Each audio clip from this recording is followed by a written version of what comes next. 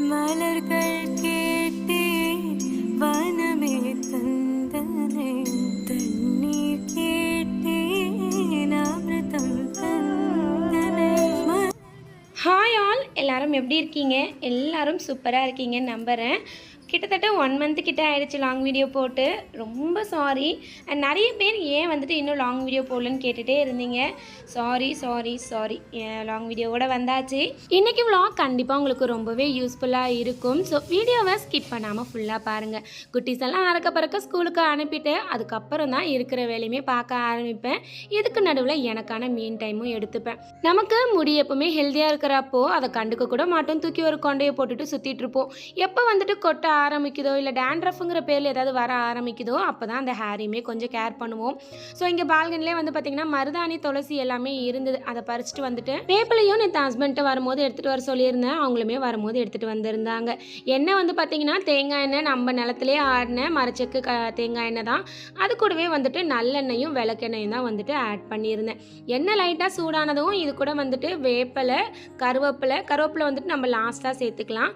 And இது கூடவே வந்து பார்த்திங்கன்னா மருதாணி இலை, ஒரு 10லேருந்து 15 சின்ன வெங்காயம், அது கூடவே ரோஸ்மெரி இலை, இது எல்லாமே சேர்த்து மீடியம் ஃப்ளேமில் வச்சு நல்லா இந்த மாதிரி மிக்ஸ் பண்ணி விட்டு எண்ணெயை வந்து நல்லா சூடு பண்ணி எடுத்துக்கலாம். அந்த இலை எல்லாமே வந்து பார்த்திங்கன்னா நல்லா வந்துட்டு சுருங்கி வரணும். அந்த ஸ்டேஜில் வந்து பார்த்திங்கன்னா நம்ம கட் பண்ணி வச்சுருக்க பெரிய நெல்லிக்காய் இருக்குது இல்லைங்களா, அதுவுமே சேர்த்துக்கலாம்.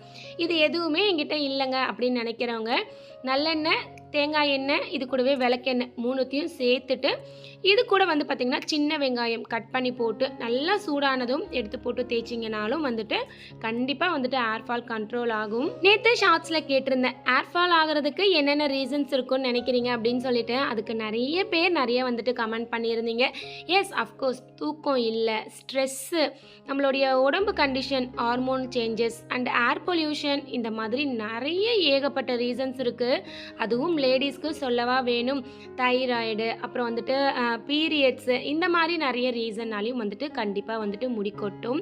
எனக்கு வந்து பார்த்திங்கன்னா ரொம்ப நாளாகவே வந்துட்டு அன்கண்டிஷ்னலாக கொட்டிக்கிட்டு இருந்தது.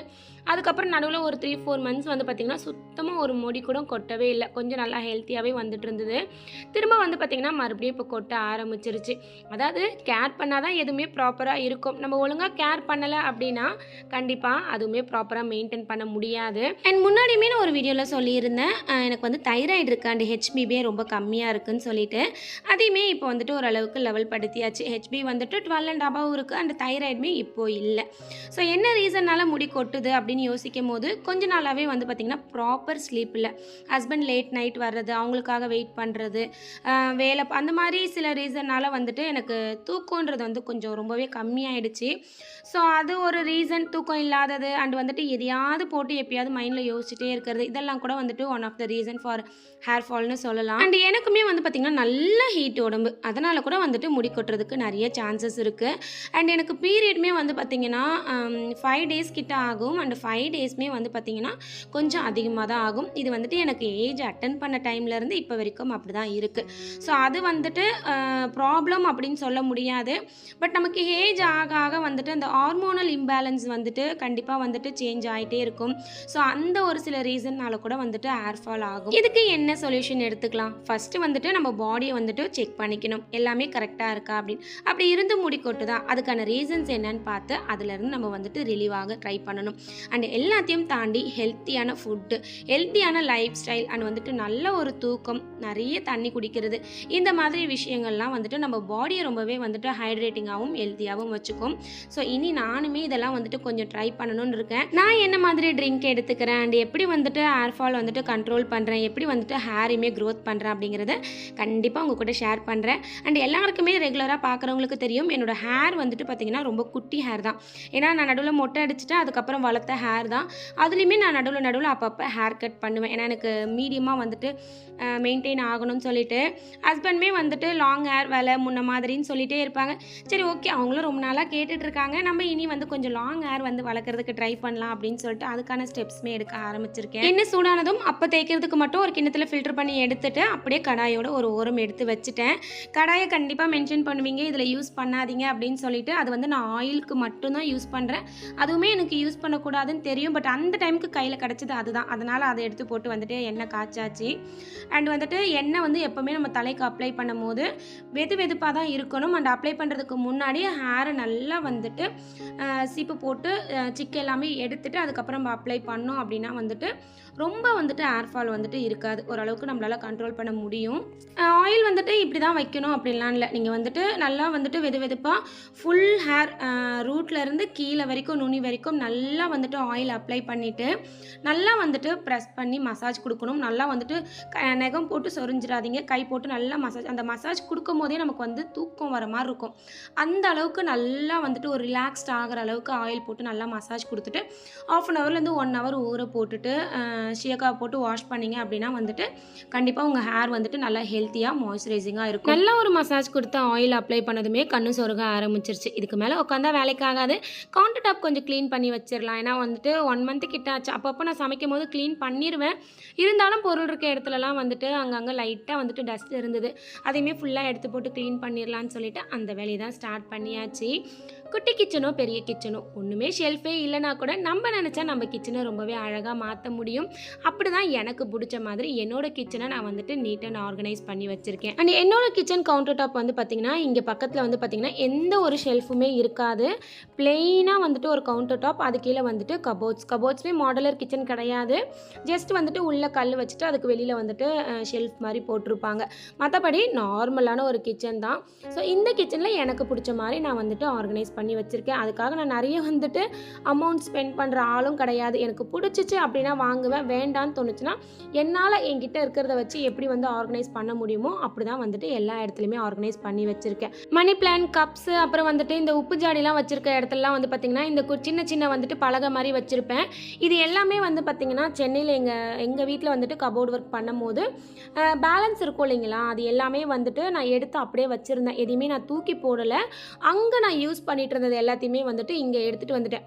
ஓகே, நம்ம வந்துட்டு ஏதாவது செடி மாதிரி வைக்கிறதுக்கு யூஸ் பண்ணிக்கலான்னு எடுத்துகிட்டு வந்தேன். பட் இங்கே வந்துட்டு எனக்கு அது வந்துட்டு ரொம்பவே யூஸ்ஃபுல்லாக இருக்குது. அந்த வேலை பார்த்துட்டு இருக்கும் போதே துணி வந்துட்டு மிஷினில் போட்டிருந்தேன். அதுவுமே முடிஞ்சிருச்சு. நல்ல நாள் வருது அப்படின்னாலும் இல்லை, வீக்லி ஒன்ஸ் என்ன பண்ணுவேன்னா இருக்கிற பெட் கவர், சோஃபா கவர் எல்லாமே வந்துட்டு வாஷ் பண்ணிவிடுவேன். ஸோ விநாயகர் சதுர்த்தி வர வருது. ஸோ எல்லாமே வந்துட்டு ஓரளவுக்கு க்ளீனிங் வேலை நம்ம முன்னாடியே முடிச்சு வச்சுட்டோம் அப்படின்னா நம்ம கொஞ்சம் ரிலாக்ஸ்டாக இருக்கலாம். அப்படிங்கிறதுனால சைடில் அந்த வேலைகளுமே கொஞ்சம் கொஞ்சமாக பார்த்துக்கிட்டு இருந்தேன். எனக்குமே வர சாமி கும்பிட்ற வேலைலாம் இருக்குது. அதுவும் இல்லாமல் வந்து பீரியட் டைம் வேறு. நான் தள்ளி போகணும் அப்படின்னு சொல்லிட்டு டேப்லெட்லாம் வந்துட்டு போடவும் மாட்டேன். ஸோ ஓகே, இயற்கை நம்மளால் ஒன்றும் பண்ண முடியாது. வந்தால் ஓகே, வரலைன்னா வந்துட்டு திருப்தியாக சாமி கும்பிட்டுக்கலாங்கிற மைண்ட் செட்டோட தான் வந்துட்டு ரொம்ப நாளாக எனக்கு வந்துட்டு டேண்ட்ரஃப் ப்ராப்ளமே கிடையாது. இப்போ என்னன்னு தெரியல, டேண்ட்ரஃப் இல்லை, ஆனால் வந்துட்டு ஏதோ தலை வந்துட்டு ஒரு மாதிரி இச்சிங்காக இருக்க மாதிரி, அதாவது அரிச்சிட்டே இருக்க மாதிரியே இருந்தது. சரி ஓகே, அதுக்காகவே வந்துட்டு நான் வேப்பிலையுமே வந்துட்டு போட்டு தான் வந்துட்டு ஆயில் ரெடி பண்ணியிருந்தேன்.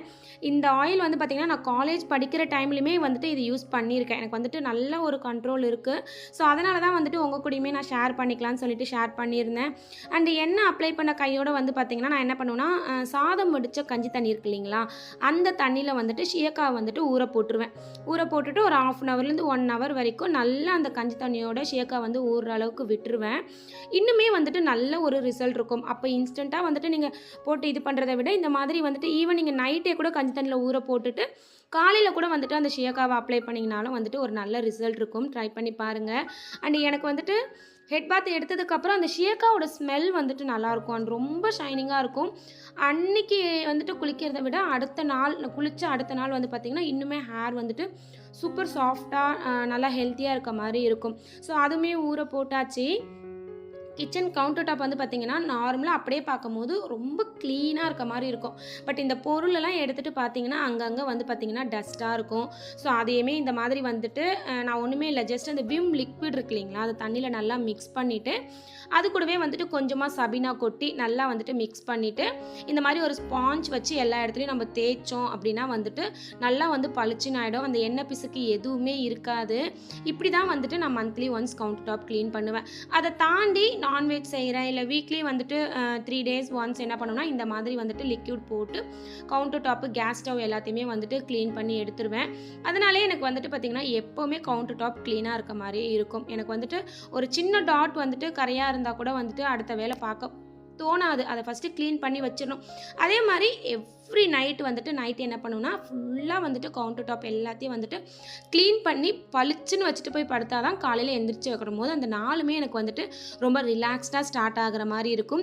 என்ன மாதிரி எத்தனை பேர் நைட்டில் கவுண்டர் டாப் க்ளீன் பண்ணி வச்சுட்டு சிங்கில் பாத்திரம் இல்லாமல் நீட் அண்ட் க்ளீனாக படுக்கிற ஹேபிட் இருக்குது அப்படிங்கிறவங்க கமெண்ட்ஸில் வந்துட்டு அட்டெண்டன்ஸ் போட்டுடுங்க பார்க்கலாம்.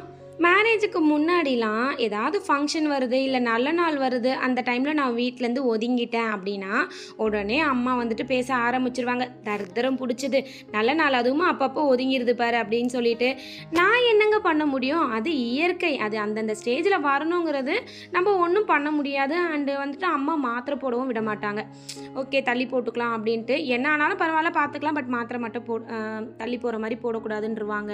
அப்போல்லாம் எனக்கு ரொம்ப ஜாலியாக இருக்கும். அப்பாடா நல்ல நாள்னாலே நிறைய வேலை இருக்கும், இந்த மாதிரி ஒரு ரீசன் வச்சு நம்ம எஸ்கேப் ஆகிடலாம், எதையும் தொடக்கூடாது உள்ளே வரக்கூடாது அப்படி இப்படின்னு ஏதாவது சொல்லிடுவாங்க, அதை வச்சு நம்ம எஸ்கேப் ஆகிடலாம். நான் ஜாலியாக இருப்பேன். பட் அம்மா தான் வந்து திட்டிக்கிட்டே வேலை பார்த்துக்கிட்டு இருப்பாங்க.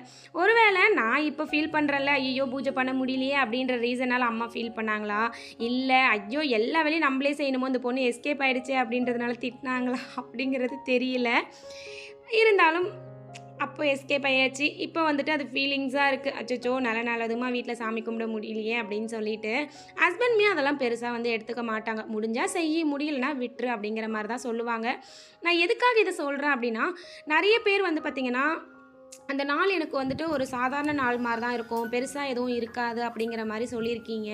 பட் எனக்கு வந்து பார்த்திங்கன்னா பீரியட்ஸ் ஆக போகுது அப்படின்னா ஒரு 1 வீக் முன்னாடியே வந்து பார்த்திங்கன்னா நல்லா வந்துட்டு கை காலெல்லாம் வலிக்க ஆரம்பிச்சிடும், பேக் பெயின் வந்துடும், என்னால் எந்த வேலையுமே செய்ய முடியாது. அண்ட் அந்த பீரியட் டைமே வந்து பார்த்திங்கன்னா ரொம்ப ஏதோ ரெஸ்ட்லெஸ்ஸாக இருக்க மாதிரி இருக்கும், ஒரு மாதிரி ரொம்ப வந்துட்டு டயர்டாக இருக்கும், எப்படா அந்த 5 நாள் முடியும் அப்படிங்கிற மாதிரி தான் இருக்கும். அதுவும் இல்லாமல் எனக்கு வந்து கொஞ்சம் ஹெவியாகவே வந்துட்டு ப்ளீடிங் இருக்கும்.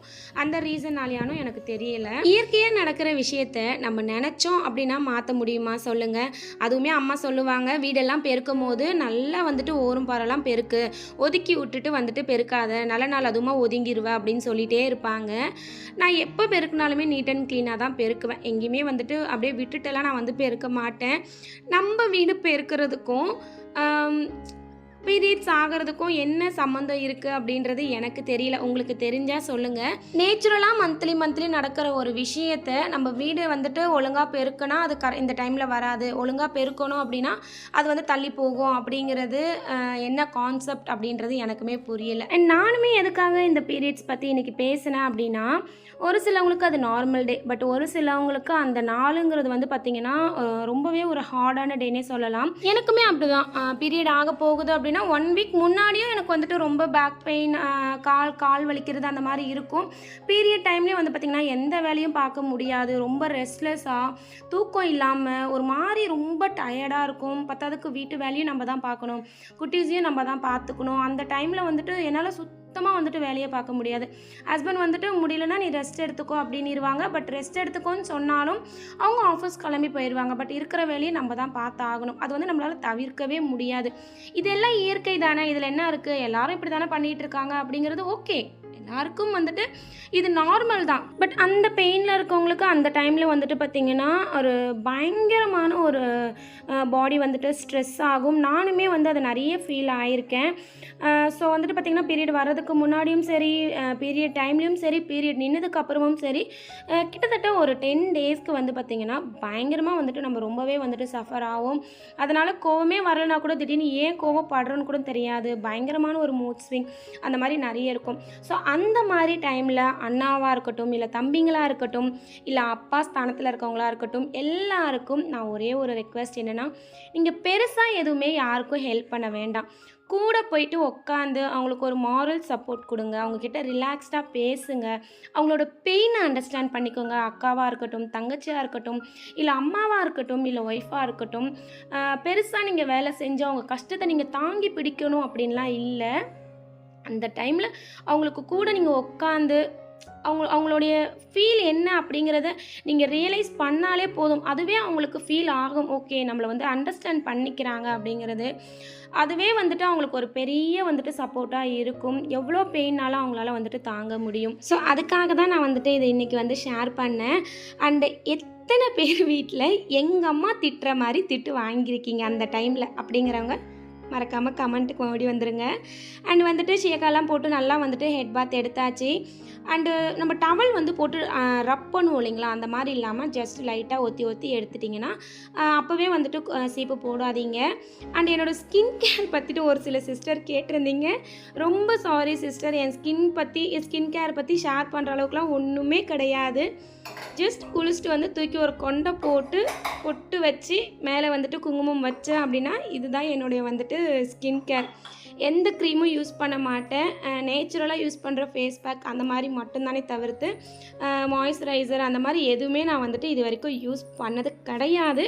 இனி நம்ம ஃப்யூச்சரில் யூஸ் பண்ணால் கண்டிப்பாக வந்துட்டு நான் ஷேர் பண்ணுறேன். ஸோ ஃபங்க்ஷன் டைமாக இருக்கட்டும், இல்லை நார்மலாக வீட்டில் இருக்க டைமாக இருக்கட்டும், ஜஸ்ட் அப்படியே வந்துட்டு ஃபேஸ் வாஷ் பண்ணிவிட்டு பொட்டு வச்சுட்டு மேலே குங்குமம் வச்சுட்டு சாரீ கட்டுறேன் அப்படின்னா அந்த டைமில் மட்டும் வந்துட்டு லைட்டாக லிப்ஸ்டிக் யூஸ் பண்ணுவேன். இதுதான் என்னுடைய ஸ்கின் கேர். இனி வந்துட்டு தயவு செஞ்சு என்கிட்ட யாரும் ஸ்கின் கேர் பற்றி கேட்டுறாதீங்க. ஸ்கின் கேர் பற்றி தெரியும் மீன்ஸ் என்னென்ன யூஸ் பண்ணணும், எப்படி யூஸ் பண்ணணும். ஏன்னா நான் வந்துட்டு ஒரு கிளாஸ் மாதிரி வந்துட்டு போயிருக்கேன் காலேஜ் படிக்கிற டைமில் லீவில், அதனால் ஓரளவுக்கு தெரியும். பட் நான் எனக்கு யூஸ் பண்ணது கிடையாது. ஸோ ஃபைனலாக ஒரு வழியாக கிச்சனை ஃபுல்லாக வந்துட்டு க்ளீன் பண்ணி நீட்டாக வந்துட்டு அரேஞ்ச் பண்ணி ஆர்கனைஸ் பண்ணி வச்சாச்சு. இது எல்லாமே வந்து பார்த்திங்கன்னா ரொம்ப லோ ப்ரைஸில் தான் வந்துட்டு ஆர்கனைஸ் பண்ணியிருக்கேன். எப்படி இருக்குது என்னோடய க்ளீனிங் அண்ட் ஆர்கனைசேஷன் அப்படிங்கிறதையும் மறக்காமல் கமெண்ட் பண்ணுங்கள். அண்டு உப்பு மிளகுத்தூள் எல்லாமே வந்து கொஞ்சம் காலி ஆகிடுச்சு, அதையுமே ரீஃபில் பண்ணி வச்சுட்டு மிளகுமே அரைச்சி வச்சாச்சு. வீட்டுக்காருக்கு முட்டை இல்லைனா இருக்கவே முடியாது. அந்த முட்டை ஆம்லேட் போடுறதுக்கு கண்டிப்பாக பெப்பர் வேணும். ஸோ அது மட்டும் தீர்ற மாதிரி வைக்கக்கூடாது. ஸோ அதுவுமே ஃபில் பண்ணி வச்சாச்சு. அண்ட் நான் கிச்சனில் வந்து பார்த்திங்கன்னா அன்னதான சாய்பாபா வந்து வச்சுருப்பேன். அது என்னன்னு தெரியல, வாங்கணும்னு தோணுச்சு. ஒன்று காரில் ஒன்று வச்சுருக்கேன், இன்னொன்று கிச்சனில் ஒன்று வச்சுருப்பேன். ஸோ அதை வந்துட்டு இங்கே இந்த இடத்துல வந்துட்டு நீட்டாக வைக்கலாம் அப்படின்னு சொல்லி தோணுச்சு. அதுவுமே அந்த இடத்துக்கு எப்படி இருக்குது அப்படின்றதையும் மறக்காமல் கமெண்ட் பண்ணுங்கள். அண்ட் வேலையெல்லாம் முடித்ததுமே கண்டிப்பாக வந்துட்டு எனக்கு ரிலாக்ஸேஷன் கண்டிப்பாக ஃபில்டர் காஃபி அது குடித்தாதான் ஃபுல் வேலை கம்ப்ளீட் பண்ண ஃபீலே எனக்கு ஒரு ரிலாக்ஸ்டாக வரும். ஸோ இங்கேயுமே ஃபில்டர் போட்டுட்டு அது பாலுமே வந்துட்டு சூடு பண்ணி வச்சுட்டு 3:30 கிட்ட ஆகிடுச்சு. போய் பாப்பாவுக்கு கூட்டிகிட்டு வந்துடலாம். நான் மார்னிங் சாப்பிட்டதே வந்து பார்த்திங்கன்னா ஒரு 11 o'clock போல் தான் சாப்பிட்டேங்கிறதுனால மதியானம் வந்துட்டு நான் லஞ்சு எடுத்துக்கல, ஸ்கிப் பண்ணிட்டேன். ஸோ ஃபுல்லாக வந்துட்டு நீட்டாக எல்லாத்தையும் ரெடி பண்ணி ஆர்கனைஸ் பண்ணியாச்சு. அண்ட் ஆயில் பாட்டிலு இது எல்லாமே வந்து பார்த்திங்கன்னா அப்பப்போ காலியாக உடனே வந்து நான் வாஷ் பண்ணி வச்சுருவேன். ஸோ அதுவுமே ரொம்ப நாள் வந்துட்டு வாஷ் பண்ணாமல் வைக்க மாட்டேன். அதனால் அதுவுமே நீட்டாக தான் இருக்குது. அதனால் அப்படியே வச்சாச்சு. குட்டீஸுங்களுக்கு டெய்லி காலையில் சத்து மாவு கஞ்சி தான். ஈவினிங் வந்து பார்த்திங்கன்னா பாப்பாவுக்கு பால் கொடுப்பேன். தம்பிக்கு வந்து பார்த்திங்கன்னா இஞ்சி ஏலக்காய் தட்டி போட்டால் டீ கொடுப்பேன். இல்லாட்டி அவருக்கு வந்துட்டு ஈவினிங் டைமில் டீ காஃபி கிடையாது. பால் வந்துட்டு அவன் குடிக்க மாட்டான், அவனுக்கு அந்த டேஸ்ட்டு பிடிக்கல போல்.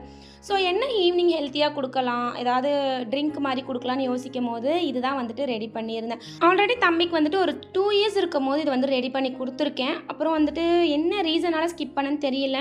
சரி ஓகே, திரும்ப இப்போ அகெயின் கொடுத்து பார்க்கலாம். இது வந்து டேஸ்ட் வந்து பார்த்திங்கன்னா அப்படியே வந்துட்டு காம்ப்ளான் இருக்கு இல்லைங்களா, அதோடைய டேஸ்ட்டு தான், ஃப்ளேவர் தான் இருக்கும். ஸோ என்னென்னா மக்கானா இருக்கு இல்லைங்களா, மக்கானா அது கூட ஓட்ஸு, பாதாம், முந்திரி, வால்நட்டு, பிஸ்தா இது எல்லாத்தையும் நல்லா வறுத்து போட்டு நல்லா நைஸாக அரைச்சி அதை ஜலிச்சு எடுத்துட்டு அது கூட வந்துட்டு மக்கானா எடுத்த அதே அளவு வந்துட்டு கொக்கோ பவுடர் அண்ட் அது கூடவே வந்து பார்த்திங்கன்னா நாட்டு சக்கரை எல்லாம் சேர்த்து நல்லா மிக்ஸ் பண்ணி ஒரு டைட்டான ஏர் பாட்டிலில் வந்துட்டு எடுத்து வச்சுட்டேன். ஸோ இது வந்துட்டு ஈவினிங் 2 பேருக்குமே இதான் கொடுக்குறேன். என்ன சொல்லி கொடுக்குறேன் அப்படின்னா சாக்லேட் காஃபின்னு சொல்லி ஏமாற்றி கொடுத்துக்கிட்டு இருக்கிறேன். 2 பேருக்குமே இதோட டேஸ்ட் ரொம்ப பிடிச்சிருச்சு. ஸோ ஈவினிங் ஒரு 1 month-ஆகவே வந்து பார்த்திங்கன்னா குட்டீஸுங்களுக்கு இது தான் கொடுத்துக்கிட்டு இருக்கிறேன். இது உங்களுக்கு ரெசிபி வேணும் அப்படின்னா வந்துட்டு சொல்லுங்கள், நான் கண்டிப்பாக வந்துட்டு ரெடி பண்ணி ஷேர் பண்ணுறேன். அண்ட் பாப்பாவுக்குமே பால் கலக்கி கொடுத்துட்டு எனக்குமே வந்துட்டு சூடாக வந்து ஃபில்டர் காஃபி எடுத்துட்டாச்சு. அண்ட் இந்த வீடியோ உங்களுக்கு பிடிச்சிருக்கும் நான் நம்புகிறேன். அண்ட் இந்த வீடியோவிலேருந்து கண்டிப்பாக ஏதாவது ஒரு இன்ஃபர்மேஷன் உங்களுக்கு கிடச்சிருக்கும். ஸோ இனி வர லாங் வீடியோஸில் என்ன மாதிரி வந்துட்டு வீடியோஸ் கொடுக்கலாம், என்ன மாதிரி டாப்பிக்கில் கொடுத்தா உங்களுக்கு யூஸ்ஃபுல்லாக இருக்கும், அண்ட் ஏதாவது ரெசிபி ஷேர் பண்ணணும், இல்லை இது வந்துட்டு வீடியோவில் இருந்தால் நல்லாயிருக்கும் சிஸ்டர் அப்படின்னு நினச்சிங்கன்னா மறக்காமல் வந்துட்டு கமெண்ட்டில் சொல்லுங்கள். நான் வந்துட்டு முடிஞ்ச வரைக்கும் வீடியோ வந்துட்டு கொடுக்க ட்ரை பண்ணுறேன். எனக்கு பிடிச்சிருக்கா? இந்த வீடியோ எப்படி இருக்குது அப்படிங்கிறதையும் மறக்காமல் கமெண்ட் பண்ணுங்கள். அண்ட் வீடியோ பிடிச்சிருந்தா லைக், ஷேர் அண்ட் சப்ஸ்கிரைப் பண்ணிக்கோங்க. Thank you, take care, by.